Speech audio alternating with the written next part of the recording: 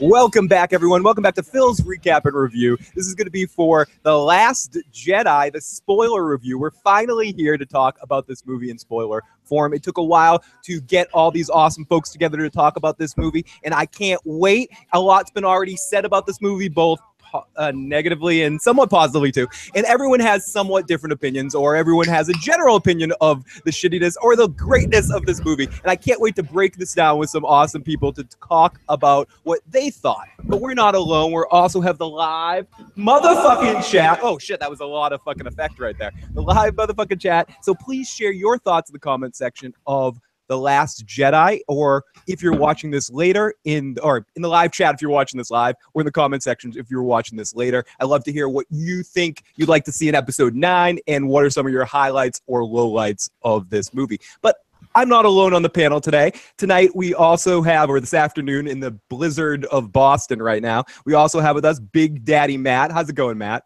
It's going well. How are you guys doing? I'm enjoying the day off. Yeah, it's great. But this is why we have you, because you had a day off from work today. So I'm excited to have Matt in the house. Also, we're keeping Joe awake way past his bedtime. And we have Joe again twice in 24 hours. Joe and I babbled last night.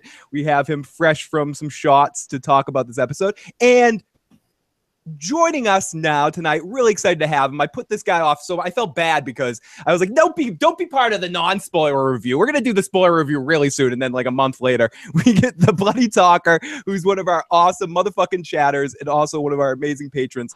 Bloody Talker, thanks for joining us today, buddy. No, thanks for having me. No, I'm really excited to have you and excited to talk about this movie and get into it. So before we get into the actual movie proper, if you want to share your thoughts, we do have a voicemail line that we can check later in the show at 781-990-8509. You can also text that line. Tell us what you thought. And don't hold back. If you disagree with something one of us says, push us up against the wall, slap us with whips, do whatever you want, do a full Bjorn Ironside, tie him up. Sorry, Joe, I'm stuck there from last night with the sex games from Vikings. But do whatever you need to do. So let's get into this movie, and we'll start by, I already shared my opening thoughts in my non-spoiler review. We have a few people, we have a guest with us tonight, or our new guest. Let's start with the Bloody Talker. Bloody Talker, what are some of your general thoughts of this movie before we get into the specifics? I mean, I can't say that I didn't enjoy myself in the movie theater. I had fun, but I mean, it's like a 5 out of 10. It's just kind of a mediocre movie. It's a big disappointment. I don't know. Let's somebody else. Yeah. No. And Matt, how about you? And generally, how many buttholes out of 10 would you give it to? All right. I just want to say something. No, whatever. I don't need to say it. I'll give you an overall rating. He's about right. It's a 4, a 3. You guys are fucking generous. Oh shit. Okay. 5's generous. Ooh, this is gonna be tough. Imagine like episode 2 being the one. This is better than that, and that's sort of what I'm going. But here's the thing. Wait. Okay.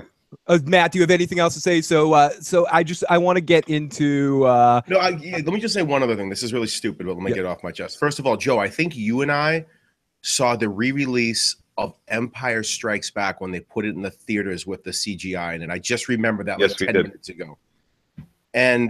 But before that, I want to just say that I don't know how old the bloody, what's his name? I apologize. Bloody Talker is. Me, Joe, and Phil, if anyone doesn't know this, we're all of the age when we were little kids, these movies were coming out. So like we're that group of people that like I actually thought Ewoks were cool when I was a little kid because I was the right age for that. But played with this has been our whole life, essentially. Star Wars has been our whole life. Like it started when the year we were born, Phil, was the year that A New Hope came out. Yeah. You see, I was brought up with the old films, but my childhood was plagued by the prequels, so yeah, not as blessed. But so now let's get into this, Joe. Okay, I give it. What did Joe think? Was it good or did it really fucking stink? Joe, have you heard that? Joe, was it good or did it really fucking stink? Okay, if you had to spend as much money as I did to see this movie, you would give it the one that Matt seems to think that anybody seems to think it doesn't deserve. I fell asleep within the first 10 minutes the first time I went to go see it. Like I think Poe just finished destroying his fleet and I passed out. So like What was I supposed to do? I went to see it again so I could do a review, and I was just thoroughly disappointed that I had to spend twice as much money as everybody else did. Yeah, he was very angry at me too. Like I had a passive anger in the text. Yeah, I'll go see the fucking movie again, Phil. You want me to go see it again? I'll go see it again. I wanted to see it again. I wanted to see it to begin with, but did it get any better the second time through? No, I didn't. Okay, so I passed out, and Katie woke me up, and I passed out again almost immediately. And she woke me up, and she said, "We're leaving. I'm not watching this movie alone." So we got up and we left, and then we went back a couple days later to see it again. Well, to see it in the first place. So oh, you both went twice? Yeah. So that was more like $60 or somewhere. Yeah, it was sucky. Now we'll get over. We got Sam in the live chat. Mel and Alex says, I'm far from being a hardcore Star Wars fan, but my opinion doesn't count. But looks like this will be 100% bashing. So let's get to the silly hippie in the corner here. I don't think it's going to be 100% bashing because I have a similar feeling. Phil's going to play devil's advocate just to piss us all off. No, I'm not gonna play devil's advocate to piss you off, Joe. I legitimately had a good time the first time I watched it in the theater. There were certain sections that really bothered me and stunk. And I'm going to put this out there and make it clear. What Matt says is true. I grew up on Star Wars in the 70s, didn't grow up in the 70s, but I grew up. Star Wars came out. It was a big deal. I watched it in the theater, went over to Phillips's house and played with all their amazing toys that they had of all the Star Wars toys and some of my other friends that had them, and had my one little Ewok toy and would bring it over. Hey, here's my one Ewok to play in your set. I love Star Wars. I don't love it as much as some people do. I'm not a Star Wars fan like, say, our friend Opie is, or my friend Jeff is. Or yeah, I've never read the books or anything. I'm not. You're a Trekkie. I'm a Trekkie. Exactly. I want to make that clear. I'm a Trekkie, not a Star Wars fan. And that's not me playing Monday morning quarterback. I just want to say, like, Star Wars movies I don't take them quite as seriously as some other people do. So the first watch, some things did bother me, and I mentioned some of them in the non-spoiler, and I'll get into it in this review as well. But in general, I had a good time watching it. I did watch it a second time for this review. The second time, it got progressively worse, especially parts of it were very, very boring. I still think the end was kind of fun, and there was some fun stuff that happened at the end, and I was into, and I got intensified and kind of got like into it again. But I wanted to fast forward. I stole it the second time. I was watching it at home the second time, and I wanted to fast forward through certain sections because I just wanted to yada, yada, yada. It didn't really matter to me as much the second time. So it got worse on a second viewing for me. So my score in general would probably be 6.5 out of 10. Oh my God! How could it be so high? If it got worse, I started with a 7. I started with a 7. If you watch it a second time, so it lost a half a point, really. If you watch it a second time and it gets worse or it gets boring, that's more than a half a point loss right there. Fair. Like, honestly, fair. I will take it down to a 5.5 for you, Joe. Like, still. Here's the thing. Hey, Sam. Hey, Bloody Talker. Oh, Bloody Talker, you're in here. So, I mean, like, what's our scale? Like, if you like the first movies, I guess you like the Bloody Talker has a good question. What is the scale of which I'm judging on? I'm judging 5's average. 5 is an average movie. And are we rating it as a Star Wars movie or as a movie? Just as a movie, I think. Yeah, I agree. Just as a movie, I was entertained by it. Was it great? No. Did it have a lot of fucking problems? Yes. But I consider it almost the same pile of shit that I'd throw in some of the Marvel movies that have come out in recent years that I'm not too into, or some of the X-Men movies. It's all one pile of action movie to me right now. So it wasn't extra special. It doesn't elicit a lot of intense emotion out of me, positively or negatively. I know I'm the worst person in the world to talk about this right now. That's why I can't wait to hear what you guys have to say a little bit more, because I was just, it's all right. I'm not like, I get the rage by people that are way into Star Wars. And I also get some people going, yeah, it was fun, whatever. So I'm totally riding that fence and putting it up my ass. But I am going to talk about some of the shitty things that I found in it. It definitely depends on how much you care about the lore and the universe. If you're a big Star Wars fan, the score is definitely going to be lower than if you judge it as just a movie on its own. It is a little bit entertaining. That's why I give it an average score, but I mean, if I'm really judging as a Star Wars fan, it's probably even below a 5. There's just so many problems with it.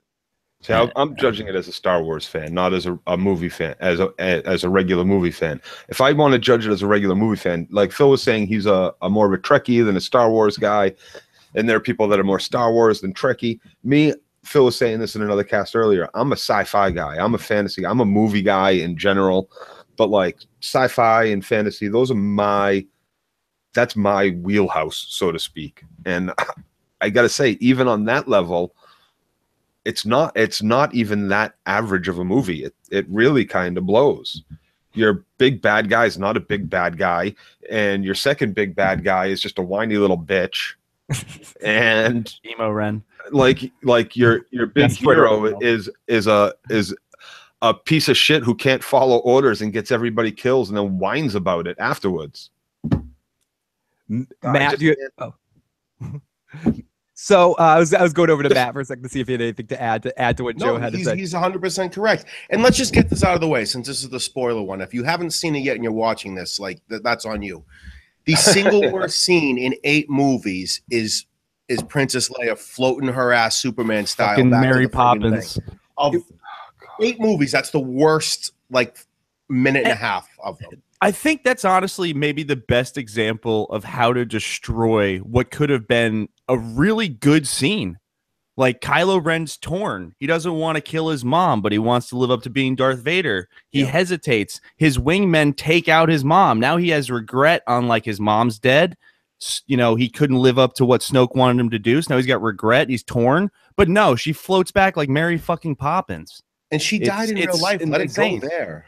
Right. It would have been a great way to get rid of her as a character. But it was completely fucking stupid. And the worst part about it too was it's just the logistics of it. She's floating out in space. Her body should have, I don't know scientifically what her body should do, but shouldn't it like blow up or freeze or some shit? She used a force bubble. Superman can't even do that shit. And yet I'm gonna be the nerd here. I'm gonna be the nerd here and say that technically she could have survived the vacuum of space. You don't just instantly freeze like in fucking movies and shit. Your body actually takes a while to cool down. Not like, your eyeballs. Yeah, she would have definitely had bad effects. She wouldn't have came out fine. Let's be real, but she would have been able to live through it at that time. She would have looked like Arnold Schwarzenegger. She lived like a couple minutes. She would have looked like Arnold in Total Recall. Holy shit, we got 2 super chat donations back to back. Mel, Disney is making these movies for kids to sell merch. They don't care about old nerds like us. It's not a great movie, but like Phil said, it's essentially a Marvel movie with a Star Wars title. And Timo says, hey guys, missed you all so much. Hope you had a great new year and happy holidays. Lots of love to Mel and Timo. I will do some spins in a few minutes.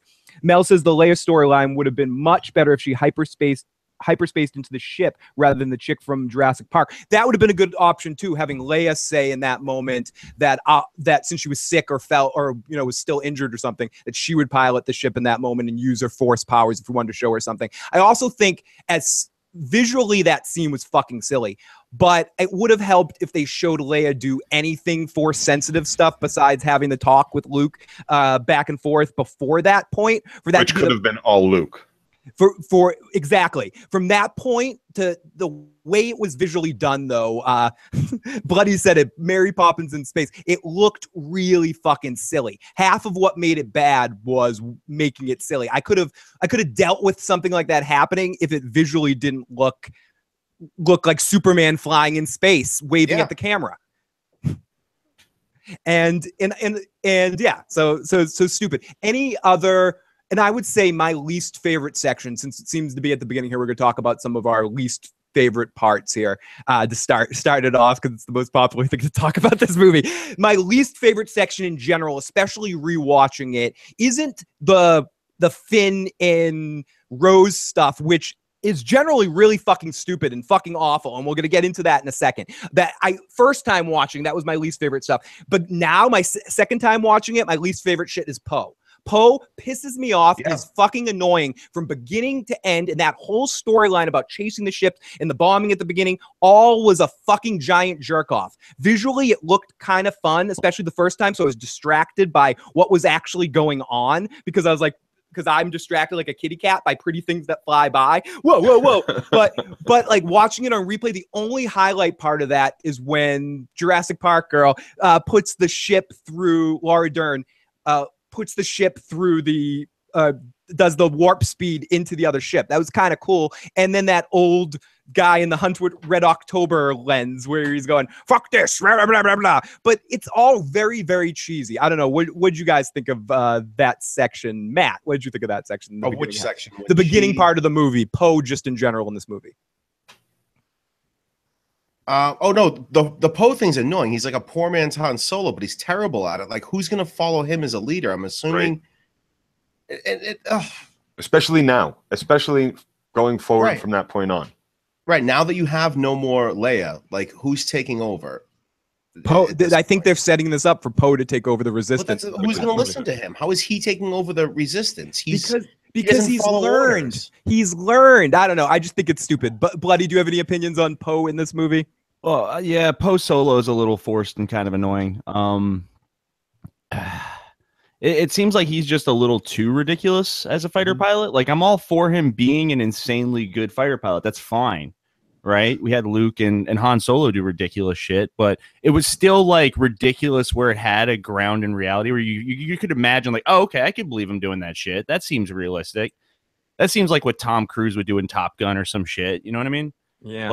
But it's just, you know, like, and I also just kind of want to ask a question, like, was kind of thinking up the space battles in this because there's this one really key weird thing where for some reason gravity is in effect.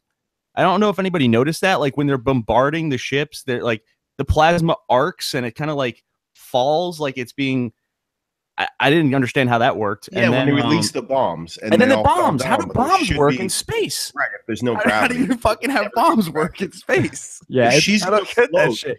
I was like, maybe it's magnets. I was like, but no, but then it would stick to the bomber. Like, I don't. It made no sense. It didn't show anything pushing them down. That's like a good point, Bloody Talker. And that's my problem with almost every fucking space sci-fi bullshit that's on television. There's almost zero appropriate space flight. When you talk about firing lasers turn on and they turn off and they go forever. They don't like streak across the fucking sky. Has anybody ever heard of a fucking laser, like a laser pen? These things, like you turn it on and it's a beam from the point of start till it hits something all at once, instantly. Boom. And then even if it's not light and it's plasma, even if it's plasma and you launch it out of the ship, it's going to continue straight until it's interrupted or changed by some sort of force. It's not going to fucking arc like some sort of space mortar or some shit. You said plasma. Like, don't talk about Captain Phasma. We're not giving her. We're giving her Brienne of Tarth Vader. Yeah. We're not giving Brienne of Tarth Vader. You mean Brianna Fett? The most useless fucking menace in the galaxy. Like, we'll make this build up in one movie only for her to be fucking killed immediately with bullshit fucking stupidness in the next movie. Well, I think absolutely useless character. Richie has a pretty good point. Mutiny was just, I mean, a lot of Post Solo's actions that seem ridiculous are kind of justified because he's the captain of the fighter squadron and he's given zero information by the command structure. Exactly. For some obnoxious reason, you know, purple-haired fucking Admiral Gender Studies or whatever the fuck she is just like, I'm not going to tell you shit about what's going on at all. And that makes sense, especially when the payoff at the end is, I kind of like him. And I just want to jump in the chat for a second. Timo, lots of love. Hope you're feeling better. A huge hug to you, and hopefully you get good news. Jack says I should leave. This is going to make me angry. Alex says, I'm the star sci-fi guy too, but Star Wars doesn't do it for me. I would watch Spaceballs instead of Star Wars, and the original movies are so dated. I'd be forced to watch Star Wars. I definitely choose The Last Jedi. Analysis, that was an artificial gravity ship. They've seen controller falling. This bomb's fallen artificial gravity. Then once it hits space, the momentum continues towards due to a lack of resistance in the source. Weird. That's some space fantasy shit. You know, make Timo feel better analysis. You know what you need to do. So I want to counteract this with shit I didn't like and shit I guess I did like. I generally minus Space Leia. Maybe it's because I'm a sucker. I liked Carrie Fisher in this. This might have been one of my favorite, just in general, Carrie Fisher performances in a Star Wars movie, just in her parts, minus her flying. I like her as an old, grizzled. I can see where Leia went. I like her more as a slave girl tied to I think that's how everyone supposed to like her. Yeah, that's hey, I'm trying. Give me a break. But I did like Carrie Fisher's performance in this movie. I thought she did a good job, and she wasn't just a token performance like she was in Force Awakens. She actually had some meat to do in this movie. Yeah, and acting's not an issue with this movie.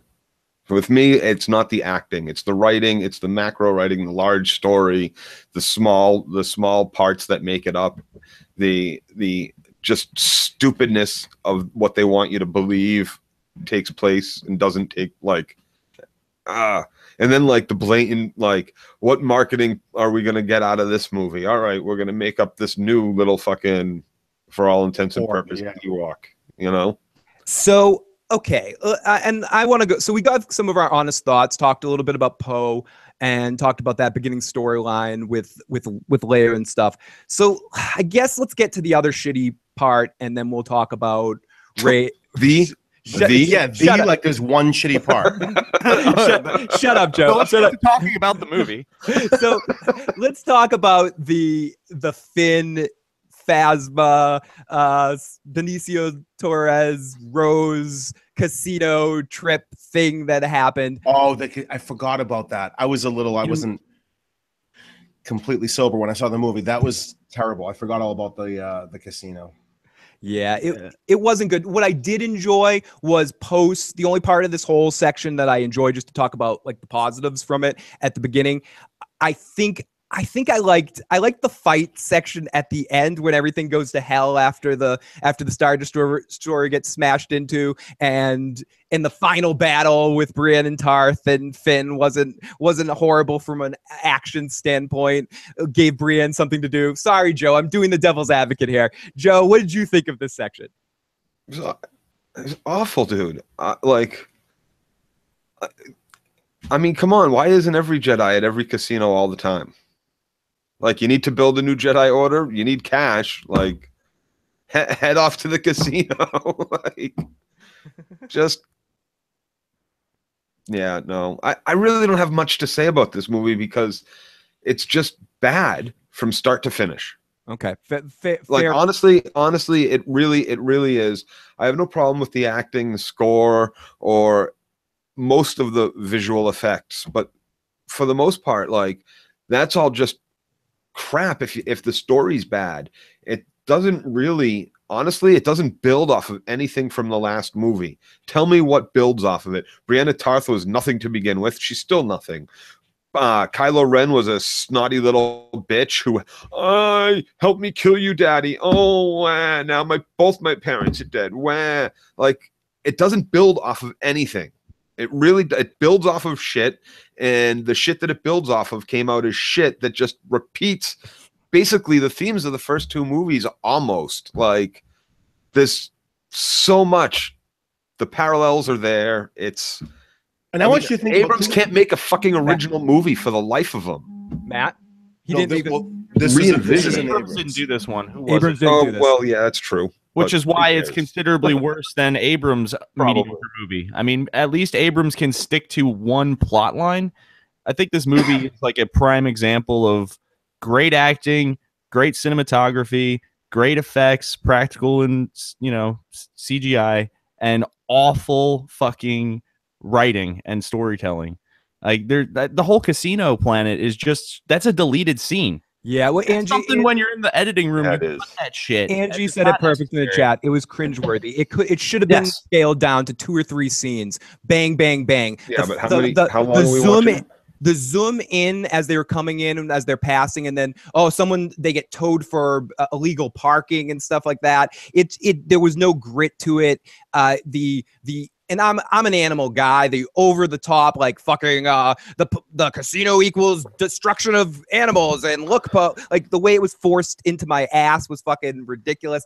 The Benicio Torres, we need one guy. Only one guy can help us. Oh, there's this other guy can help us. I thought his performance was decent. Again, Joe mentioned this earlier, even with his negative opinion of the movie. He still said the acting, I think, is good. I think everyone generally owned their performance pretty well. And with Benicio del Toro is also a great actor. Yeah, like, and I enjoyed him. I enjoyed him for his performance, even though his character was, someone else said this, I'm stealing this, reminded me of the character in Indiana Jones and the Crystal Skull that just kept switching sides. Not what was his name? Jonesy. I forget his name. The guy that was the buddy that switched sides like 10 times in that movie. I'm blanking on his name. Who really gives a shit about his name? But it was just a bad section of the movie. And I think if that wasn't in there, it could have just been filled with at least more of what I enjoyed about the movie, which was, we'll get to in a little bit. And within this, I kind of want to talk about a general talk, and I'm going to go over to the Bloody Talker to start this one. What did you guys think? And this is such a loaded question. What did you guys think, or Bloody, what did you think of the comedy in the movie? Do you think if they scaled back some of the comedy, it would have been more appealing, or did you enjoy that? Was that a highlight point? Was it all miss, or was any of it hit? What was your thoughts, the comedy of the film? So, like, I mean, there was some jokes that were actually pretty funny. Was it appropriate though? That's kind of, I think, the main issue there.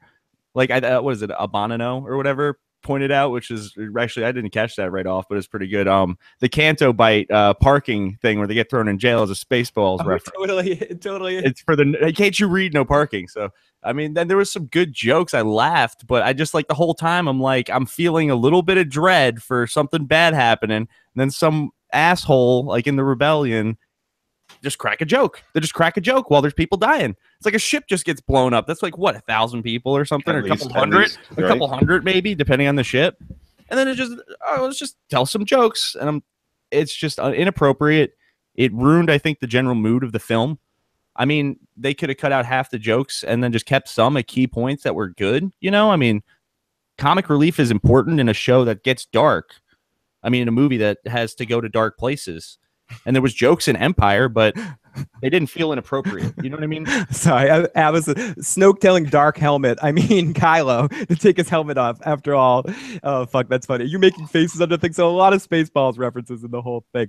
Matt, what'd you think of the comedy in the movie? Did it make you laugh? The comedy's fine, but more on what he just said about, like, with people dying. The fact when right before she flew the ship at the speed of light through everything else. There were literally ships with thousands of people at a time just getting, like, wiped out left and right. And the comedy was fine. There were times I did actually laugh. It's not, but again, now you're changing the character where they didn't before. So yeah, and associated with that, Joe slept through most of it, so I'm not gonna ask him too much what he thought about the comedy. But associated with that, over to Joe. This is the Porgs question, or the cutesy factor, and I'll answer this too. Cutesy doesn't bother me in Star Wars because I think it's always been there. Yep. So to me, as much as people can say whatever, I like Matt, don't have as big of a problem with Ewoks. At the time I was a kid when they came out, I was like, oh, I love fucking Ewoks. Return of the Jedi isn't my favorite Star Wars, but I like Ewoks. Porgs didn't bother me in their appearance in the movie. No. For everything else that was going on didn't bother me. Some of the cutesy aspects of the movie I thought actually worked pretty well. The stuff for the children worked. To me, it's blatant. It's, we'll release this right before Christmas. It's expected, though. It's expected, it's blatant, and it's insulting. Expected or not. I wouldn't say it's insulting, though. It is. It really is. To who? It really is. To every Star Wars fans. Drag their fucking kid to a Star Wars movie and then shell out another $20 or listen to I want a fucking porg, I want a fucking porg, I want a fucking porg for the next 6 months. Gotta catch 'em all. No, Lego Motel just made a good comment. The Ewoks were actually part of the story. The Porgs don't do anything. Have nothing to do with it. They're just there to be cute and to be marketed and to be sold. It's absolutely even Jar Jar Binks is part of that story. Awful story, but at least Jar Jar Binks was part of it. This was literally just, they could have put anything in there. And BB-8 was part of the story, and all the droids so far today just have been part of the story. That's included in the cuteness. What did you think of BB-8 in this movie? I mean, I like that. I thought he was the best part of the last movie, honestly. Well, he's the best fighter in the Resistance. Yep. I mean, let's be real, right? I thought that was actually going to be like Del Toro's character, like hacking all the stuff and being like, it's a double cross. But then just BB-8 popped out, and I was like, okay, that's fine. I can't help it. I kind of I love BB-8 and the scene where he destroys everyone in the Benicio Torres scene, and he's a badass, and I don't mind not Antonio, whatever it's like, Benicio Torres. Sorry, you should have let me go with it, not Torres. You should have let me go. I'm sorry. No, that's okay. That's okay. I'm so sorry. No, because I love being wrong for extended periods of time. So no. I was quoting a movie. You did say Benicio. I was just oh, I thought I said Antonio Banderas by accident. I'm getting confused. No, but you're saying his last name wrong anyways. What's his character's name? Is that anyone? I don't think anybody knows that. The Collector. He's the hacker man. Hacker 2. Actor number Hacker 2. man. The Resistance should build an army of BB-8s. They would rule the galaxy. Right? Why is there And, you only know, one can of we these just- droids? They are all-terrain vehicles, aren't they? They don't. Maybe they can't handle stairs. You know, maybe the First Order could just put all. Have you seen any stairs? His That's character's the name. First Order's problem. They don't have stairs in their bases. It's just elevators. The chat says his character's name is DJ. Thank you guys, DJ. Can I just say something really quick about BB-8 because this leads to a much bigger problem with this movie and something that's been going on for several movies now that they've made. And that is with this movie, I think even more so than the last one, the just implausibility of all the escapes that they do, one after another, after another, after another, after another. I mean, it started with BB-8, and the reason I'm tying him into it is when, what did he do in the beginning? He like shoved his body trying to make these connections in the ship. Yeah, It's like, that was pretty How ridiculous. I mean, that's been going on since the beginning of Star Wars. When they're on the I Death Star and they agree. gotta get out of the garbage dump and I they gotta agree with swing you. across. Like that's all these escape. They go. but at this point, after That's 8 movies right. of it, it's finally grown too thin on me. I'm done. I think it's done differently though. Like, I mean, in the older movies, it's done like with one plot line kind of going forward occasionally, so it's kind of acceptable. With this, it seems like it's done because they don't have the time for the 5 different plot lines they have in this movie going simultaneously. Yeah. You know, I mean, it's just and they have extra force characters in here for no reason that really don't develop for Yeah, that was part of my. hashtag they killed the wrong sister in the bomber. I'm so with you on that. The other one seemed way more interesting than Rose. Yes, interesting is the right word. Who would you guys like to see direct the next Star Wars movie? Well, JJ's doing it. I'm not excited about the Han Solo movie, but I am excited about Ron Howard directing a Star Wars movie because I generally enjoy Ron Howard movies. So it will be interesting if he had creative control. But I don't believe any of the people directing these movies have creative control. They have none.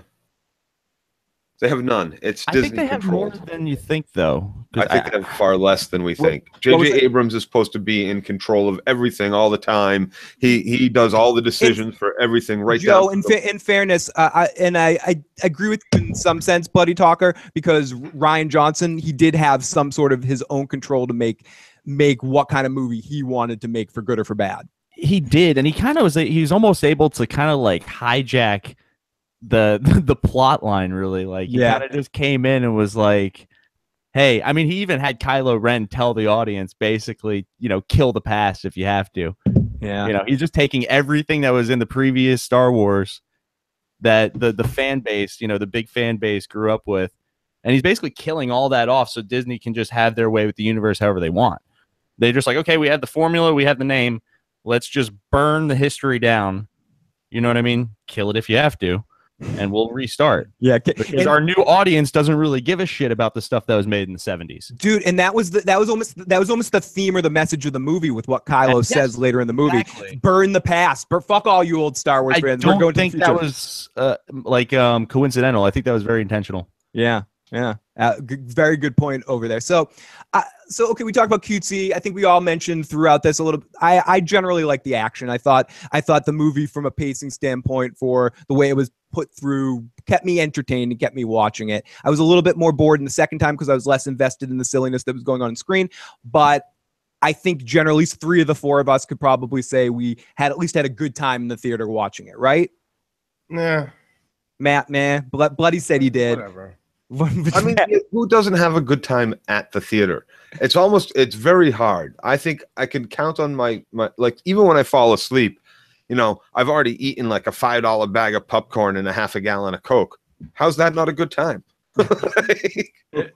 Like, honestly, it's hard to not have a good time. And I was drinking too. So, I mean, I'm drinking. I'm hyped up for Star Wars. It's like, Good you know, point. energy. You're on that sugar Exactly. high. You're on that high. That's like, when I first went out of the theater, I was like, oh, that was a 7 out of 10. And then by the time we got back to the house talking about it in the car, it was down to like a 6. And then, you know, mulling it over, it's down to like a 5. And then I didn't want to go back and see it again. Rogue One, I saw 3 times. Force Awakens, I saw 3 times. Rogue but One, I think that's the 3.5, episode 3.5. Yeah, exactly. Basically, That's the best one since the original. that Disney's put out. Yes, I agree. I think Rogue One is the best one that Disney's put out, and I think that right now, based on where they're going with the trilogy, for kind of old school Star Wars fans, the spin-off stories are going to be our best bet. Give us the Boba Fett movie, give us this Han Solo movie or something like that. And I don't think they'll be able to really mess that up as much as they're kind of messing this up right now. Yeah. Matt? I was just going to say, honestly, at this point, and this is what I had to come to grips with, I'm going to take Rogue One out of this. Of the 8 movies they have now made, it really is 2 good movies and 6 shitty ones. 6 pieces of shit. So why do I even continue doing this anymore? All 3 of the original, all episodes 1, 2, and 3, garbage. I don't want to hear how, oh, but episode 3 had these. Yeah, we already knew that story going into it. In hindsight, the Ewoks weren't that great, and these 2 I didn't like whatsoever. So it's really 2 good movies, and it's 25% of them were good, and they were the first 2 made. Why So doesn't at this anybody point, ever talk about Battle of Endor as being one of them?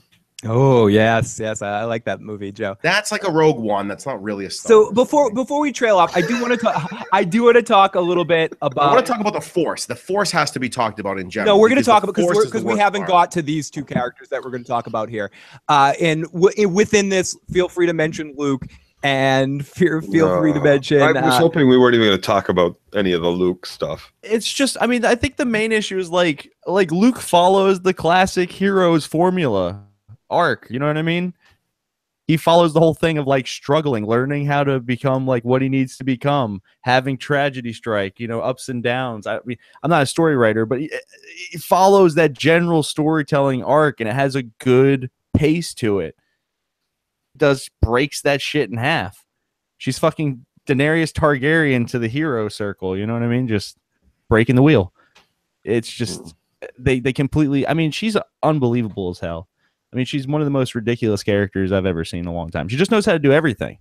Yep. I mean, do we want to talk about how she beat up Luke Skywalker when she didn't get her way, like the strong whammon that she is? I mean, she beat up Luke Skywalker. How the fuck did that happen? Matt, what you wanted to talk about the Force? So within this, how do you? I think want the you to Force think about. I want you to think about when you first saw the Force. It's literally like it's Obi-Wan. The first thing you probably see is Obi-Wan telling them is not the droids they're looking for, right? That's the first time we actually see the Force. Yes. Or you see a slight, or you see Darth Vader, when he says, "I don't believe in your own mystical ways," and he gives him the little choking somebody or something, the little death choke, and that's it. It's not some. And ever since then, it's turned into it's like having Superman now, where it's like so unfair to everyone else because now you can just do anything you want. I don't want to now the Force, you can transport through time, you can talk to people on any side of the earth that you want, or you can come back from the dead even though you've never even used the Force before and fly through space sideways and be alive still. You can the whole thing at the end with Luke, these are all brand new things you could never do with the Force before. Now you're some unstoppable superhero. That's not what the Force ever was when I was a kid, or what I understood it as. It's changed what you can do with the Force, right? Fine tuning and working with the energies of the universe rather than just like you're just all powerful. Yeah, Luke wasn't like a superhero. He didn't when he took out the Death Star the very first time, all that the Force did was all he did was get a feeling for when he should shoot it. That's what the Force is. Exactly. It's not you can throw stuff and travel through space and create a hologram of himself. It's right. And I mean, Luke should be on a level that's a little bit below what the prequels even were, because the whole Jedi Order is destroyed. All the masters that have been learning this shit, they're gone. How can he just he just picks all this up and just books? He's got those books. He's a good reader, right?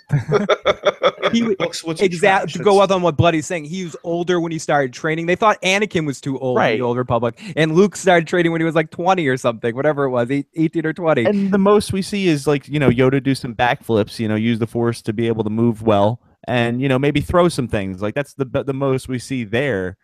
You know what I mean? And that's think of Luke even a higher power level. So it's kind of ridiculous that this all of a sudden they're just ridiculously gifted at all this stuff.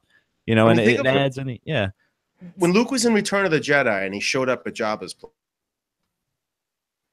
we overpowered Jabba, and then when he fights the Rancor, he has no Force ability whatsoever. It's literally just a man against another person. If this was Luke with the powers he have now, he would have thrown the Rancor across the room and choked him. I think it's all garbage. No, yeah, I agree. Agreed. I mean, agreed. I think they're kind of forgetting what Star Wars is. Star Wars isn't like a science fiction. It's a science fantasy. So when they're making these movies, they need to be thinking in the mindset of like Lord of the Rings or something like that. You know what I mean? Like have this, like the Jedi is called a knight for a reason. He's supposed to be almost like a medieval knight. Yes, he's better trained. He's going to go on a battlefield and take out 20, 30 dudes before he gets taken out because he's just way more skilled in one-on-one combat. But he's not invincible. Some dude with a horse could come by and just stab him in the back or some shit. Well, that's you know how what they I mean? die. I mean, that's how exactly. when they start killing the Jedi off. That's what happens. I want to get to the worst, and I know I want to keep talking about some of the good stuff and get here in the end. That's probably the last part we're going to talk about after we're done with this section. Talk about, or maybe not the good parts, but we still have to talk about Kylo and a little bit more about Luke and Rey here. But I want to talk about the worst example of what you guys are talking about right now, the Yoda part. As much as I fucking love that section, and I'll defend that with you guys to the fucking bloody end, seeing puppet Yoda and hearing the old Yoda voice again filled me with that good kind of nostalgia again. And I thought Yoda was funny, and the performance of Frank Oz was really well done. And I like him fucking with Luke. It made me feel Star Wars, whatever that is. And in that section, Yoda using force powers from being a force ghost and being able to strike lightning down in the real world. Dark side force powers. What the fuck is that? Like, how, is that the powers that force ghosts have now? I am confused. That's the one part where I got a little geeky. Like, wait, Yoda can do this in the real world? That changes the whole dynamic of force ghosts now. Are we gonna have a force ghost movie where there's a bunch of force ghosts where they're all fighting a big fight that you can bring anyone back now? Well, even Obi-Wan says it. If you strike me down, Vader, I will. I have unlocked this shit. I will become more powerful than you could possibly ever imagine. But the reason he said that was because the Sith chase immortality, and that's what he was referencing. It didn't mean he was going to be able to fucking do shit like that from Apparently the it dead. does. But apparently that's what Disney thinks. I think.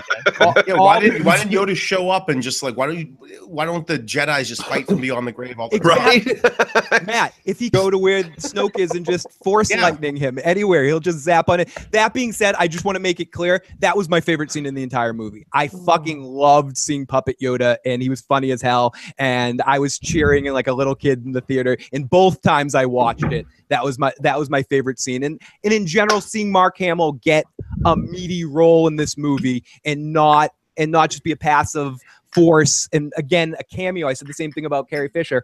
Seeing Mark Hamill actually have some stuff to do in this movie, even though I don't necessarily love everything that he did, I enjoyed seeing him on screen. Joe needed a shot because of listening to me defend. He likes milking those alien titties. I know that. He does, and that was weird too. That was so weird and bizarre in the middle of it. In fairness, breaking it is just like just creepy as shit. And I want to say that Ray said earlier, or even after that he cut himself off from the Force. So he's doing all that with his human strength and powers because he's not using Force power to do all of that, I guess, since he cut himself off from the Force. How does that work?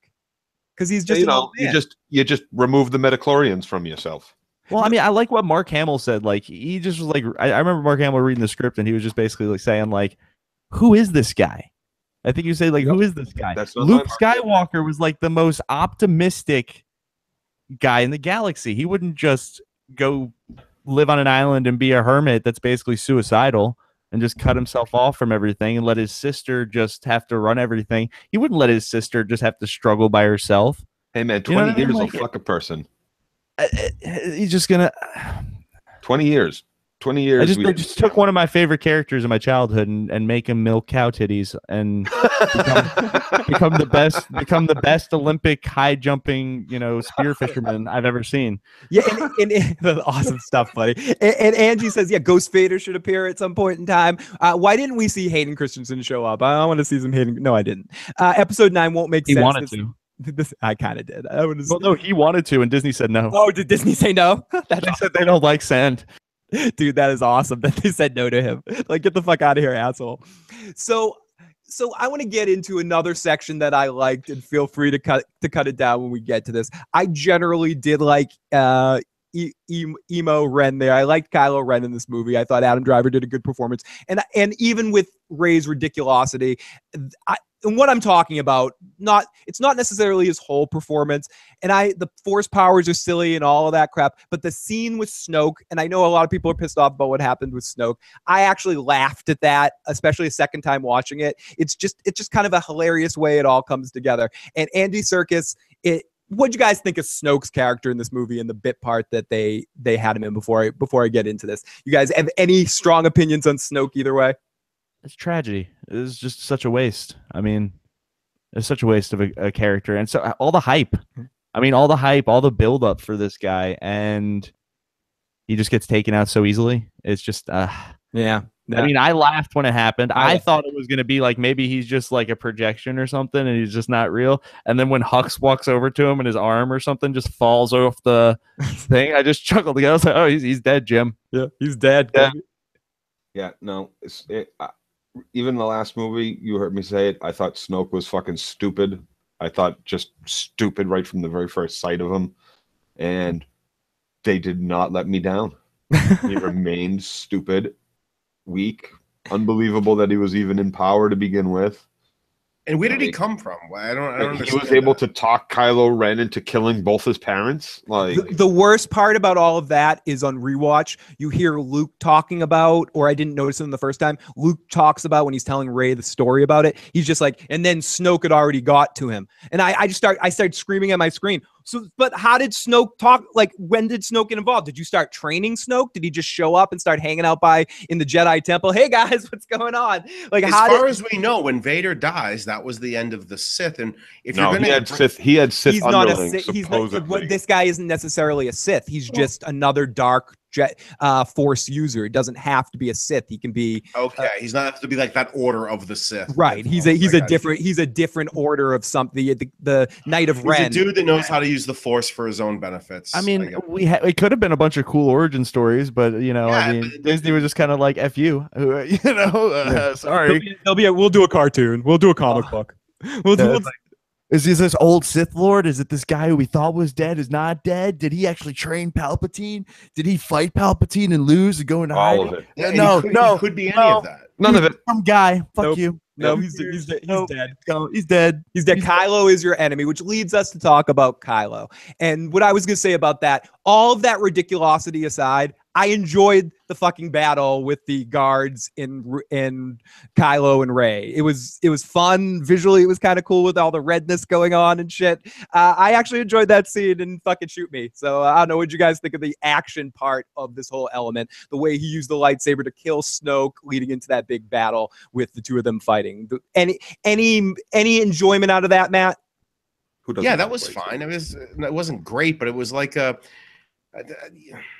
visually it was cool, like you said. It's like the Darth Maul scene. It's like it's only cool because but it's not because it looks cool. I hated it so much by that point. Exactly. That's good. You're already so anyway, just like Matt said, I'm already so like disappointed by that point that it just becomes a mediocre fight to me. Who doesn't like lightsabers and action and lasers flying everywhere? But like, you're already just so like, okay, you know what's going to happen, right? Did you not know what was going to happen? Right. Yeah. Did you have any feeling that Kylo's life was in danger? No. Yeah, and I mean, he's got Mary Sue to save him, so that's fine. she's there just in case. I mean, it's just. I feel like it's just, the acting, don't get me wrong. If I were to rate this film on just the acting and the effects and the cinematography, choreography, it's probably a 9 out of 10. Yeah. But the story brings the whole thing down to, 4 or 5. It's not just the story too. I agree with you 100%. It's the story. It's some of the straight up dialogue, and it's some of the comedic choices that bring it down to a low, and just the foundation of what's going on in it. The story, what you said. But I agree, the acting carries through it. And someone said this in the live chat a second ago, and I agree. As ridiculous as Snoke is, I think Andy Serkis did an excellent job in this movie. That moment that got talked, the Spaceballs moment, the you look ridiculous in this helmet, take off that fucking helmet.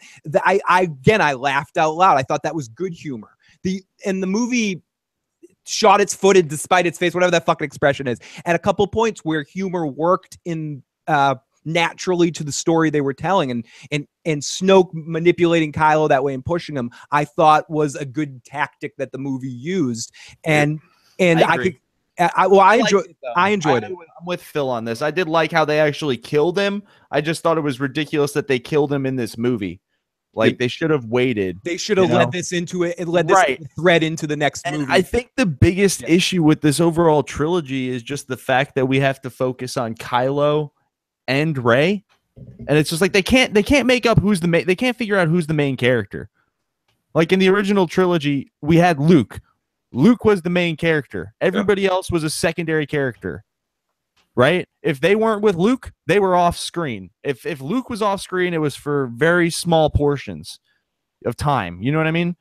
Like they needed to focus more on Rey. If they focused more on Rey, if they gave her time to struggle, develop, and learn how to do all this shit, she would be a fantastic character, and she's a great actress. Like Daisy Ridley's really good. And the actors are very good. I like the actors. I want to like the movies. But it's just they're so fatally flawed from the beginning because the writing is all over the place and they can't decide what they want to do. It's a big problem. Perfectly said, buddy. Is that they all want to give your big bad guy some sort of rounded edge so you feel for him, and that you didn't have that with Darth Vader, the Emperor. We didn't know anything about him. We had no idea who they were. They were just these two guys. Right. So it opens up even more, is this even a Poe story? Might be a Kylo Ren story. Yeah. And it's a shame because you do neither thing properly, because I think you did do something. What makes these movies, forget everything else, but what makes them a great deal better than the prequels to me is the casting and the actors that they have playing these parts. Besides the story, I'm not talking anything about the story. I like Adam Driver better. Like Adam Driver would have been a better fucking dye his hair a little bit or whatever. You don't have to make him blonde, but Adam Driver would have been a better Anakin Skywalker than Hayden Christensen. And he's playing not a similar character. He's more similar to Anakin than he is to.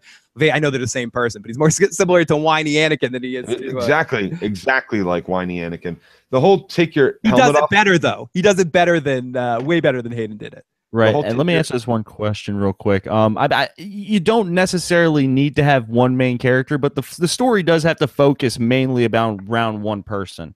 Like, I mean, even if you look at like Lord of the Rings, there's a lot of people who you could consider very important characters, but they're still secondary characters. Frodo is the main character. Mm-hmm.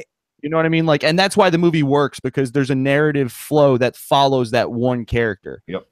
There's very few times where it's done correctly.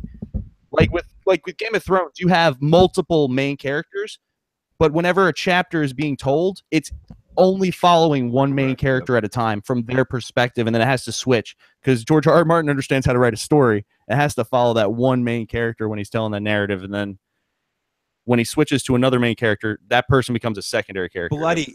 So that's kind of what I mean by Bloody, that. going off that, to our last kind of point here, question, what would you hope for in episode 9 to make it better? I know JJ's working on this. It's a different person working on the movie. Would your answer basically be that they narrow the perspective of the movie and it's a movie just basically about Kylo and his focus? What are you hoping to make this better in episode 9, or is it a lost cause for you at this point? I mean, it's hard to say that it's a lost cause because I do love the Star Wars so much, so I try to make the best out of it. But I mean, yeah, I think the best thing to do would be kind of make Finn, make Finn, Poe, and even Leia more secondary supporting characters. Don't focus too much on them. I mean, I don't understand why Leia is still in the picture because Carrie unfortunately isn't even around anymore. But focus on just Kylo and Rey. Right, and just have even Kylo even be just more of the villain, and just focus on Rey and how she has to try to turn Kylo. Right, you can kind of go to that Return of the Jedi, Luke trying to turn Vader. You know what I mean? Like, I think that's where they're going. But if they focus on just Rey and her training up to be, I guess, better than, even though she seems like she's better than Kylo, so it's kind of hard to say. Like, how do you have that that narrative? Hero's journey of getting better and building up to be able to defeat your enemy. when you seem like you're already better than your enemy because you're saving him in fights. And I don't know. I mean, I don't know. I'm not sure if they can fully save it, to be honest. Yeah, Matt, same question to you. What would you hope to see in episode? You kind of already addressed this earlier in the room. Are you with the percentages? You're a math guy. You're saying 2 good Star Wars, 5 bad ones or whatever. At this point, your percentage six bad ones. 6 bad ones. You have no hopes for episode 9. What would you like to see in episode 9? Are you at all invested in the story at this point? Or are you done? Well, we now have no more Luke Skywalker. We now have no more Princess Leia. I believe who's still left from the very beginning at this point? Chewie. Because the young kid in me who had an Ewok village and like loved that. Yeah, it's Chewie. Is that it? Chewie and the droids. Chewie and the droids. That's a nice band. That's a band name. Yeah, Chewie and the droids. Chewie and the droids. That's totally a band name. That's it. Like I got and they are. Like, is C-3PO the person I care about the most now? Maybe. That's sad. Like, that shouldn't be the case. Did you like C-3PO in the movie? Did you got a little bit of a C-3PO? I don't even remember it honestly that much. He wasn't that important to it. But like, that's what Chewie was pretty. Chewie had that big porg scene where he decides not to. Or well, they cut away. I like to believe he ate the porg. He ate the porg. Yeah, he did. I think they're afraid that C-3PO is going to be like come Jar Jar Binks because they don't give him that much screen time. They just tell him to shut up. Shut up, C-3PO. No one wants to hear what you have to say, motherfucker. So Matt, will you be seeing episode 9? Okay, let me put it this way: when I was a kid, I know you wanted to wrap this up, but no, you. Oh no, we don't have to wrap. I mean, I'm just sort of. When I was a little kid, we're gonna open up the questions. Even though the main character was Luke Skywalker when I was a kid, when you still cared about Han Solo a lot, he was still a badass from the second you saw him, and Princess Leia, and Chewie. And like right now, I don't like Poe, Finn's whatever. So it's like, am I all in for Rey? I don't know. Do I care enough? I don't think I care enough anymore. Someone said in the chat earlier, I wish I give a bunch of people said I'm rooting for Kylo to kill everybody at this point. Yeah, and honestly, like one of the things I was looking forward to in this movie was the fact that you knew Mark Hamill was going to have a big part of it. Now that I don't have that to look forward to, I forgot to mention this because we didn't get into it. We just talked about how silly it was. Just from a visual standpoint, I actually also really enjoyed the Luke versus Kylo battle, and with Luke just fucking with him in there. I thought that was Luke's best scene in the movie for me. I enjoyed that. But immediately before that stupid thing where sure enough he's Finn's trying to run that speeder thing, whatever the hell they were driving into the thing, just like in every single other movie. Let's drive straight into it and hope it blows it up. And everyone else is dead at this point, but her hitting, what was the girl's name? That hit Rose. Him? But her hitting him as hard as she could, he's still totally fine after that. Like, it's such, I'm done. Yeah, it's ridiculous. Joe, I'd ask you that question, but I think we generally know the answer. But you will be seeing the last movie, right? Of course, I'm going to see. You're a completionist. I am. I'm going to do it too. It's miserable. But I don't want to. I'm not invested in it. I'm not like, oh, I can't wait. I felt basically since episode 1 dropped, and I saw that like 3-4 times in the theater, like 3 of those with you, Phil. Yeah, and ultimately it's a shitty fucking movie, and I have felt duped with each one that has come out since then. We've kept liking it less and less every time we went to go back and watch it. And you know what could have made me excited about the next movie is unless he was lying to her, if it turned out that Rey really was somehow a Kenobi, somehow some sort of weird Skywalker, fine. But he sat there and said, "You're nothing. Your parents were trash." And I hate to say, your parents ain't shit. I hate to say it. I kind of like it. Everybody, the super chat donation wheel landed on. Thank you, Tebow, for that super chat. You have won the amazing to get to see the Bloody Talker. Here's the fucking Bloody Talker. He's fucking here. Great to see you again. Thank you so much, Bloody Talker. And I have to thank everyone in the live chat. We're gonna go to the chat in a second here and take some questions. We also have a voicemail from somebody that I'm going to play right now, and we start to wrap things up. But if anyone has any last minute questions, anything that we did not talk about that you want to hear us talk about, now is the time. Pop it in the live chat and I will try to get to it, and just keep fucking spamming that shit till I get to it. or text on in at 781-990-8509. I know you guys are all looking at the chat as well. If I miss anything, feel free to ask the questions. We'll take a couple questions. But let's start things off and listen to our voicemail that we have. I got one question first, Phil, if I could. Yeah, please. Do you guys think that the take the mask off, take that stupid fucking helmet off, was a fuck you to the creative decisions, to the powers that be that made the movie beforehand, the movie before this one? I think that was one of many fuck yous to the and to the a first fuck you, movie. you're taking the realm back. Which funny enough was a better movie. I mean, which funny enough, as much as I really didn't enjoy The Force Awakens that much, it's a better movie than what we just got, you know?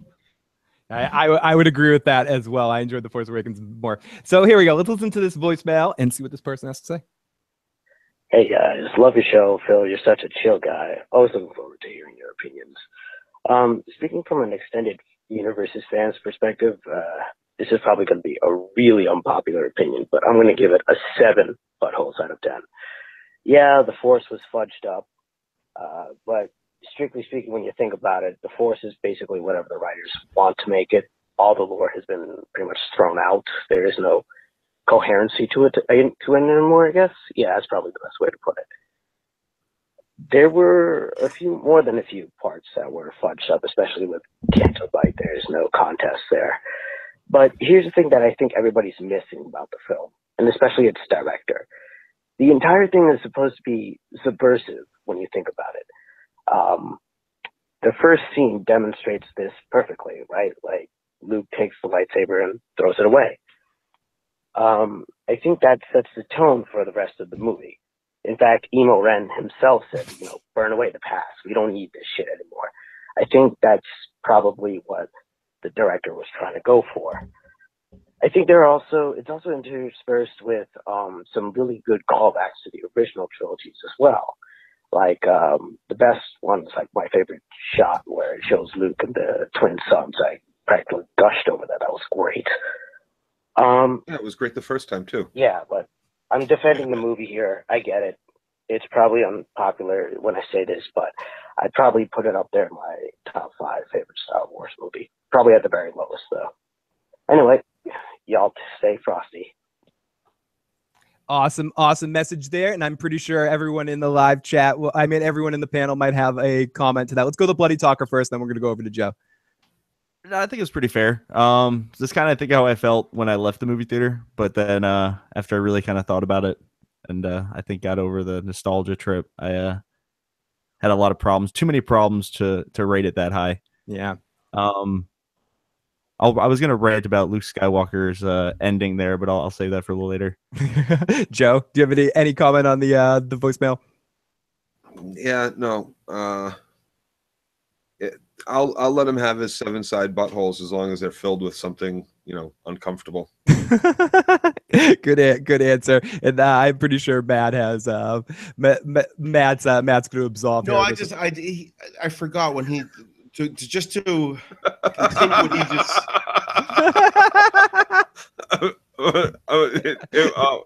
What? Hold on, I'm there. I'm almost there. No, Yeah. When they tell when Yoda tells Luke to burn all of the books to him, it's the same thing. They're getting rid of the past. They're literally saying you can do whatever the hell you want now. I don't like that though.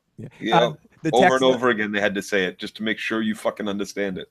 The text number is 781-990-8509. I'm going to go to the chat for a few seconds here. And if anyone has any comments or questions that we did not get to, please text them on in 781-990-8509. Also feel free to call and leave a voicemail if you want to, and we'll get to it at the end of the show here. Peter Chung says, Kylo's not a real Kylo isn't a real villain. And New York Kia says 7-year-old kids can now summon the Force to pick up brooms. When the entire history of Star Wars, most characters had no clue what the Force was until they were trained or discovered. Jimmy, I love you. Lego says the kids who watch these Disney Star Wars films will be disappointed when they grow up and realize you have to work for success. 5 novels, 8 comics, and 76 seasons of DLC just got Snoke's Golden Road backstory. Okay, that's comment. what someone said something like that earlier too. That Disney is loot boxing Star Wars here, essentially to go like something like Kylo, that you're going to have to pay to get the comic book to find out his backstory. Yeah, that's the defensiveness of that is just annoying too. When people are defending, like, oh, it's explained in the visual dictionary. No, just go to Walmart and buy the visual dictionary. It's like, no. A visual dictionary is like, oh, I love that movie. Let me look in the dictionary and be like, oh, that cool armor that guy was wearing, that shit was manufactured on this planet by these guys, and they're doing that shit. Or this this starship has these types of engines and these guns on it, and it can go this fast.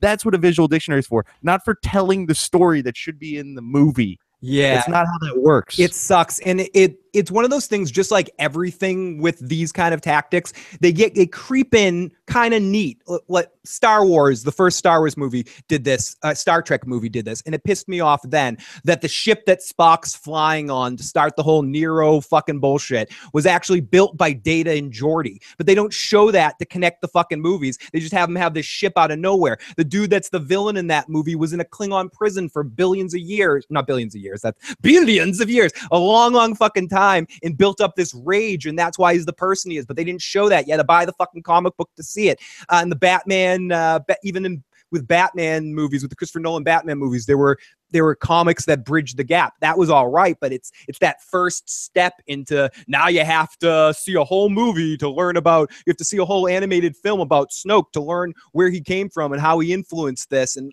yada yada yada. It's not good, because a movie should be able, within the movie itself, to tell the complete story. You shouldn't need anything else but the movie itself to inform you of what's going on in the plot. You can expand the universe, as Bloody was saying, and have things that add on to it, because I'm so interested in this. I want to get an encyclopedia. I want to know what all the food is in that fucking world. That's fucking awesome. But you don't have to do that, and that's the problem with DLC and video games. You shouldn't have to pay for DLC and video games to enjoy the gaming experience. It should just add on to it after you're done. Something like what Red Dead did with the zombie thing after the game. I know they had other DLC too, but I'm just saying, like, as a game complete, Red Dead was complete, and then the zombie thing changed the game up. That's good DLC. Or like the Matrix. Remember those Animatrix movies they made afterwards? It was just other takes on how you could be in the Matrix, like those little videos you could get. That's how it's done. Yeah. And Big Kev asks, do you think the Han Solo movie will be any good? Because Rogue One was solid. I agree. Rogue One was solid. Yeah. I'm hoping that it could be good. Ron Howard directing, it's fun. I tend to not like prequel movies, or not like movies where you have other people cast as characters that because there's a second barrier that it doesn't necessarily also have to be a good movie. It needs to stop me from going, that isn't Han Solo. Fuck that too. Do you think Obi-Wan worked as that in the prequels? Yes. I think Obi-Wan that's was the really good casting job they did, because you actually could believe that was Obi-Wan. Yeah, I was worried you were going to say he could have done Obi-Wan, not Christian Hayden, and I was getting ready to like rip you a new one, because no, I wouldn't say that. What's his name was really good. No, I meant Phil earlier. Oh yeah. Yeah. So I think there is a rumor going around about I know Ewan's has said publicly that he would love to do like an Obi-Wan movie. He would be incredible in it. He should. He would. Yeah, I mean, he could even do older Obi-Wan, before he met Luke, and in Tatooine. They could do whatever they want with that. What do you think about the hyperdrive weaponization? Bloody? Of course I think I know what he's talking about. So are you talking about the thing that disables the rebellion's hyperdrive so they can't get out? Or the tracking device? I mean, the tracking device doesn't disable it. Is that what you're talking about? Yeah, I think so. Okay. Yeah, I was not a fan of that. I really wasn't a fan of that. They already have Star Destroyers in the universe that have gravity wells on them, and the gravity well prevents ships from leaving a battle in hyperspace. So it would have been better to have some sort of gravity well Star Destroyer that's supplemental to Snoke's main ship, allow them to be able to destroy that ship and then jump and leave hyperspace, but not be able to be tracked. Yeah, you know what I mean? I think that would have made a lot more sense. It's already in universe, and it would work. And I also agree with what Ab said. Do a Star Wars movie like Godfather 2, then you have something going on, the best prequel movie ever. Got to pop in. Oh, Lady Wolferton, thank you so much for popping on in here. We're going to start to wrap things up. We have another voicemail from Heath Hinton. Let's play this voicemail. And yeah, let's hear this. Hey guys, it's Heath down in Mississippi. You know, I'm a big Star Wars fan. Here's my problem. This is just a clusterfuck of canon that just got destroyed from the first film. Nothing carries over to number 3. Everything was destroyed. Rian Johnson directed this craziness that's a movie that really wasn't that good. But he's also getting now to write and direct the new trilogy. How bad do you think that new trilogy would be with his idea of Star Wars? And in my opinion, they need George Lucas back, not for directing, but for ideas and stories. Anyway, want to hear you guys talk. Talk to you later. And anyone want to go on that? What I said before is now that they're dead, and now that I know that Rey is not a Kenobi or a Skywalker of some sort, or anyone else of any sort of import, or even a Windu of some weird way, I don't know anyone. I'm going to be not invested for a next trilogy. I think after. I think the next trilogy is going to be all new characters, from what I've heard, though. Yeah, and I have no interest in it whatsoever. Yeah, I agree. I don't understand how you completely destroy the plot line that you have going through a trilogy at the last second. It doesn't make any sense. A trilogy is supposed to be one overarching story, not just destroying everything in the second movie. I have no investment to see the third movie. I probably will see it because it's just kind of a tradition. We're just gonna go. We see every Star Wars movie when it comes out, but and I don't have investment to see it. I don't want to see it really. And a couple people in the chat were saying, yes, they do need George back. What do you guys think about that? Does the Star Wars universe need George in there to throw in some more of his ideas, not in directing, not in full-on not writing? in directing. No directing, but with canon, just storyline in general. They need him. He knows how to write an overall story, but he is not a good director. Yeah, no. As far as directing, he's maybe one of the worst. He's just not a good director. Yeah, as far as I'm concerned, there's no interest for another trilogy, any other characters anymore.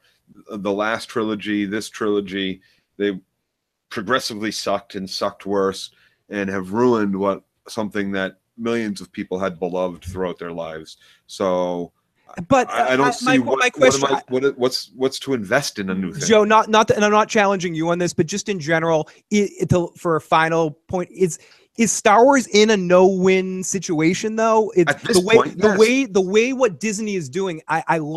I am not someone that's going to straight up hate on Disney because I love me some Mickey Mouse, and I got fucking Goofy on my fucking thing. I like Disney characters, and I don't mind something having the most money. But this schedule that they're running on, every couple of years having another Star Wars movie, they're gonna fuck it. What half of what made Star Wars special was the eventness of it all, and by having a movie come out every single year, you're destroying that. I'll compare it similar to, people want to blame other things, NFL football that's on Thursday nights and Saturday games and shit instead of just being on Sundays.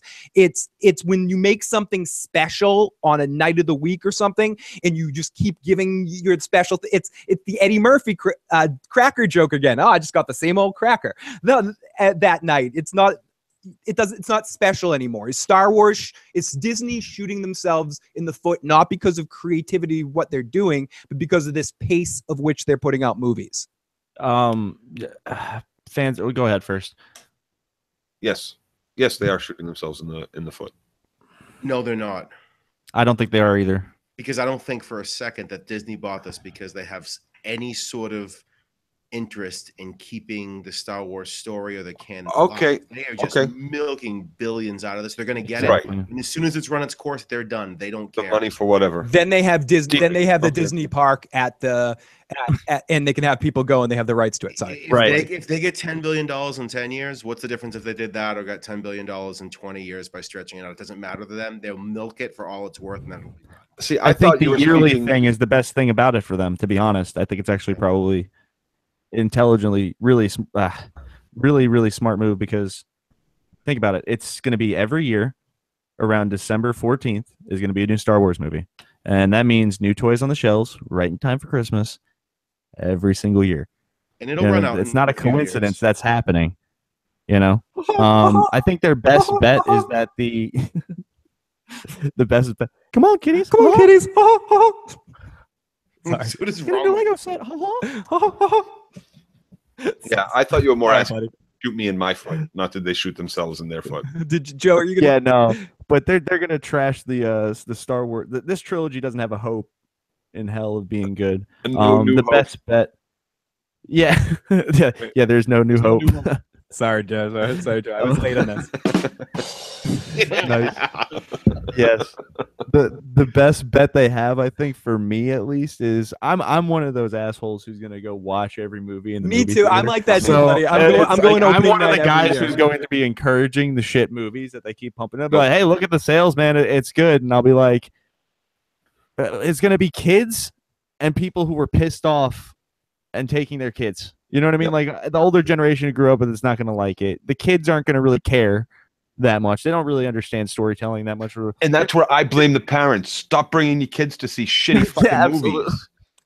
Like, because you loved something once doesn't mean it's still good fucking now. Stop giving Disney all your fucking money to put out shit movies that they don't care about and they don't care that you once cared about. But like, my nephews are adorable and they want Legos and movie tickets. So I mean, only because you told them how great Star Wars was. Stop telling them how great shit was when you were a kid. It ain't that great anymore. Tell them how stupid it is. You talk about how stupid fucking Kylo Ren is. I guarantee you he does not ever want you to buy him a Kylo Ren t-shirt.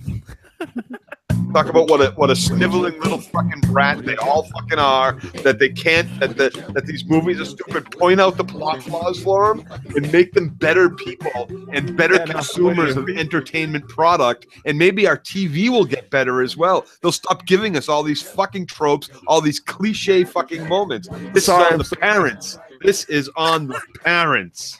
Yeah. Shame on you, Mom.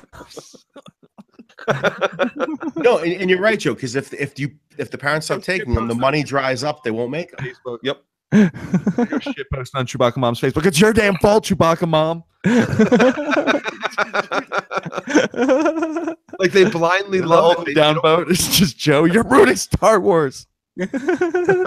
Joe doesn't give any shits. Nick Diaz, great to see you. Joe, let them make their own memories. Sorry, I love it. He will continue to rant. I love it. Star Wars is not just for the kid. Disney could have knocked this trilogy out of the park. Instead, we got Too Many Porgs and other cute sis. What did everyone think about the music? I thought the music was really well done, except for in the casino scene. I thought it was pretty cheesy in that section. It was a little too Ocean's 11 inspired style. But I think in general, some of the music did a good job of telling the story within, and I like some of the hints back to the old themes when the other characters came in, like Luke's theme that came in a couple times and Leia's theme that came in a couple times. I'm sorry, Angie. If you want your kids to make their own, they can make their own memories when they pay for that shit themselves. Otherwise, they'll go get the memories I'm paying for. And brainwash and indoctrinate your children. That's the right way to raise them. That's the way it's always been. Do it right. Do it right. So I guess that's a good point to end on. Matt, do you have any final thoughts on The Last Jedi? No. And the thing is, the bar was set so low with the last movie. I don't even care. Like I'm not that worked up about it because I wasn't expecting much, I guess. Yeah, Joe. Any final thoughts about The Last Jedi? I honestly hope it will be The Last Jedi. It won't be, but I hope it will be.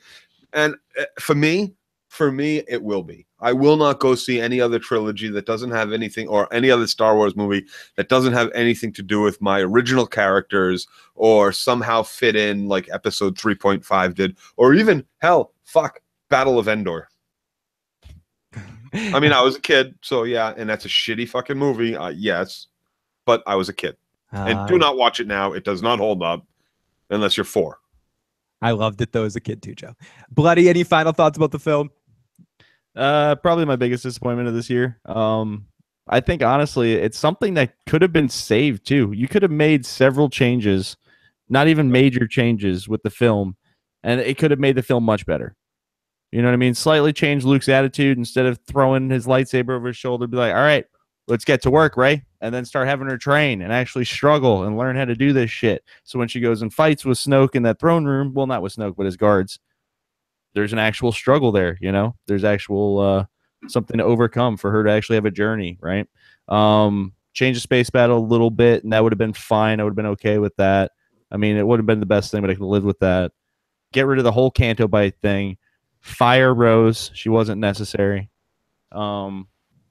She's like the Stop forced ruining the diversity Force. hire.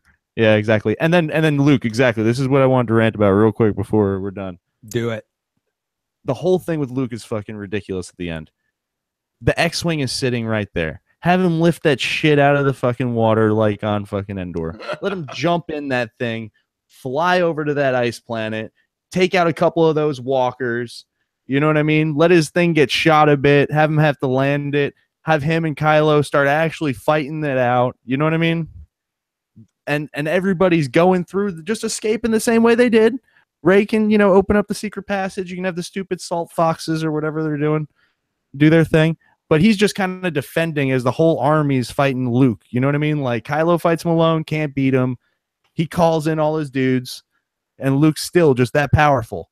You know what I mean? But then at the very end, you can have Luke get cut down just like Obi-Wan. You know what I mean? Or some shit like that. And then you can also even have that planet have a binary star system. So he looks at the binary stars before he gets cut down like Obi-Wan. And there's minimal changes like that. The film would have been much better. It's a huge wasted opportunity. And yeah, biggest letdown 2017. Yeah. What's more disappointing to you, the way that Han died or the way that he died?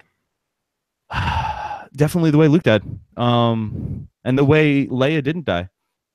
I think the way Leia did die. I love Carrie Fisher. I love her character, but I mean, what a great ending for a character. And then just it's like a Viking is like about to have a glorious death, and he's about to go to Valhalla. Some asshole with a defibrillator comes up and just fucking zaps him. So he's just banished now from the halls. He can't have his Viking heaven. You know what I mean? That's kind of how I viewed that. It's just awful. Yeah. So I thought it was the greatest movie. No, I didn't. It was all right. I agree with everything these guys are saying. The problems, and I think what's difficult is the problems in it are hard to ignore, and they're hard to look past it all. That being said, again, I did have a decent enough time watching it the first time. It progressively got worse the second time. A few highlight scenes for me, if I'm talking about highlight points, I mentioned earlier, Yoda, even if the ridiculousness of Force Ghost power, I thought he was portrayed better than all three prequel movies just in this little section of this movie. It actually fucking felt like Yoda. I enjoyed Kylo in general in this movie, and I enjoyed Rey and his interactions, and but what I didn't like were some of the forced, no pun intended, forced romance things we got at the end that we didn't really mention, but those are some of the things that bothered me when we have the obvious fucking love triangle thing being set up for episode 9, which I hope JJ gives a big fuck you back to Ryan and just ignores that, where we have Pogo, hey Rey, I know you, and we have the we might as well play the porn music right there, but no, Finn has a crush on her. Like, they're setting this bullshit up now, and I'm so annoyed with it. I think Rose is kind of she's a sexual predator, isn't she? Like, isn't that sexual assault at the end? Yeah, she attacked Finn. I don't think she did. And I don't think Finn consented. Yeah, there was no consent to that, because Finn is all about the Rey, and that confused that situation. I could do without all of that. Obviously do without the casino stuff, or at least shorten that down a fucking shit ton. Change up a little bit of stuff, or cut it completely, or just have them meet the hackers in a prison cell or something, or get themselves captured, change the plan around. Bloody's right, where the shame of this is, I think, in the people that find it a great movie, I'm not saying you're fucking wrong, blah, blah, blah. No, if someone loves it, great power. But for me, the problems I have with it seem all simple fixes. Cut the jokes, tell the mouse, we need more jokes. No, not as many jokes, Mickey. We need 75% more jokes. No, let's cut that down to 25% more jokes, or 10% more jokes, or something. There was just way too much of that. Way too much of shit that I don't care about. Way too much of wacky stuff that didn't need to be in the movie, that take away from, again, the seriousness. Watching it in a second time, there are certain sections where I was drawn in, and I'm emotionally invested into the moment going on screen, and then suddenly something stupid happens on the screen that takes me out of it. And I know it's not necessarily targeted for me, but bullshit, it's not targeted for me. Star Wars is one of those properties, like a lot of entertainment, like something other Disney properties. DuckTales right now is a good property to give an example of. It's not the same thing as Star Wars, but it's a property that kids can watch and find something funny about it. Adults can find something good about it. A good Star Wars is something that both generations should be able to find good about it. And the second movie, what made Empire so great was it was dark and an adult kind of movie. They had a chance to do something similar in this movie, and they achieved it in a very limited success rate, from my opinion.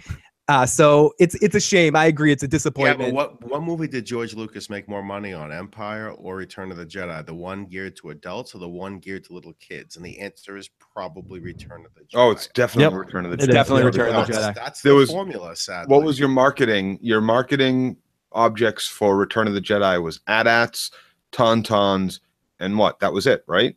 Yep. Maybe like some sort of Hoth planet structure or something, but like, or even Dagobah. Oh no, you had Cloud City too, right? But still, the very limited marketing. And then you throw in Ewoks, and you can have 100 different fucking Ewoks. Yeah. All with a different piece of fucking leather cloth strapped to its furry And thing. I remember like a huge highlight for me, and if you want to talk about them like making people buy shit to get stuff, is I had to collect a bunch of like UPCs to send it in to get the Emperor. Like you couldn't buy the Emperor in the store. I sent a bunch of crap in. I remember that. Star Wars is have an Emperor. Just look to Spaceballs, marketing, where the real money of the movie is made. It's always been about that. And there's a lot of material now for Spaceballs too, right? It needs to happen. I really hope. Rick Moranis hasn't made a film in like. Rick Moranis has said he'd come out of retirement to do roles, and what he means is I come out of retirement. Seeing him do a Kylo Ren thing as Darth Helmet would be the highlight of my life. There's no even if it was just you have emo Darth Helmet. And the White Knights of Ren. Even if it was White Knights in white. Even they're the new space Nazis that they respect women. I would even deal with a short video of it. It doesn't have to be a whole fucking thing. Jump in the live chat one more time. It's okay for the chat's red pilled. Yeah, the chat is killing it. Comedy in Star Wars should not be at the expense of the audience. You need jokes, but you can't have gags. Attack of the here we go. Do you really think the First Order is evil? The Spaceballs, the search for the flame. They're pretty fucking evil. I mean, great to kidnap children. Great to see you, AGT, and great to see everybody. Thank you so much to Matt, Bloody Talker, and Joe for joining me. I'm glad we were able to get together and do this. Really do appreciate it. And please, if you're watching this later and you disagree or agree with anything we have to say, please let us know in the comment section below. We love to hear it. And if you haven't already, please hit the like button and the subscribe button. Thank you again, guys, for joining me tonight. And thank you to everyone in the live motherfucking chat and anyone that's in Boston. Have fun during the motherfucking blizzard. Woohoo! Shovel. East Coast, yeah. Time to fucking shovel it. Best part about moving to the South: the snow melted by 2 p.m. You fucker! You fucker! You fucker! You fucker! Yeah. Anyways, talk to you guys. You bloody fucker! You bloody fucker! Shit. Talk to you guys next time. Peace.